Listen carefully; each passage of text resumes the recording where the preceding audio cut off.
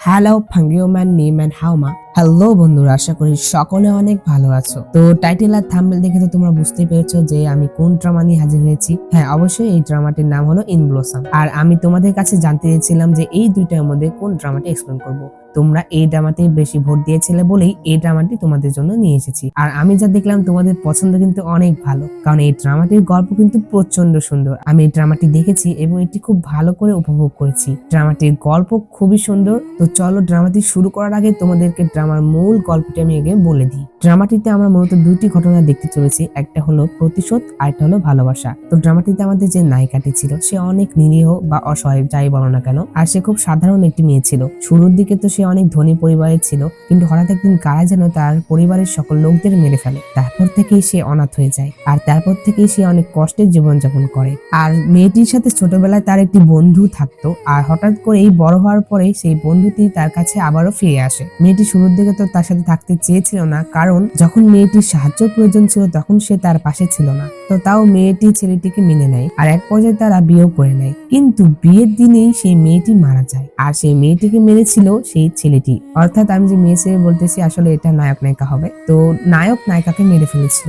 কিন্তু এখানেও কিন্তু আবার একটা টুইস্ট আছে, কারণ তোমরা একটু ভেবে দেখো, নায়ক যদি নায়িকাকে মেরে ফেলে তাহলে এটা আবার কেমন ড্রামা হলো। তার মানে অবশ্যই এখানে কোনো একটা কারণ আছে বা অন্য কোনো ঘটনা আছে। আর অপরদিকে নায়িকা মরে যাওয়ার পরও আবার অন্য একটি মেয়ের রূপে সে পুনর্জন্ম নেয়, আর সে আবারও সে মেনশনে ফিরে আসে। আর এরপরে সে নায়কের জন্য ভালোবাসা নয়, বরং ঘৃণা নিয়ে এসেছিল। সে সবসময় তার কাছ থেকে প্রতিশোধ নেওয়ার জন্য চেষ্টা করে যাচ্ছিল। তো এমন একটি গল্প নিয়ে এই ড্রামাটির নাম তো তোমাদের আমি আগে বলে দিয়েছি, আবারও বলতেছি। ড্রামাটির নাম হলো ইন ব্লসম। এটি 2024 সালের একটি ড্রামাটির মোট এপিসোড 32টি। আজকে আমরা এই ড্রামাটির প্রথম পার্টটি দেখতে চলেছি। ড্রামাটির প্রধান মেল ক্যারেক্টার হলো লিউ শুয়ে ই এবং ড্রামাটির প্রধান ফিমেল ক্যারেক্টার হলো জুয়ে জিন ই। আর হ্যাঁ, এই ড্রামাতে কিন্তু সাপোর্টেড রোল হিসাবে তোমাদের আরো একটি পছন্দের নায়িকাও কিন্তু আছে।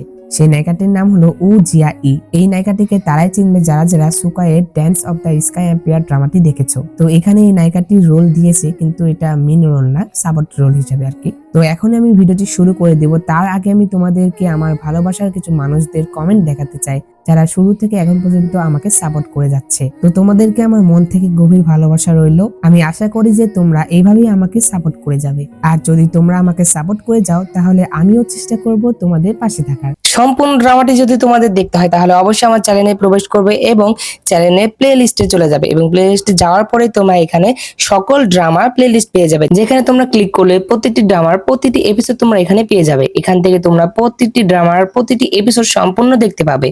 ধন্যবাদ।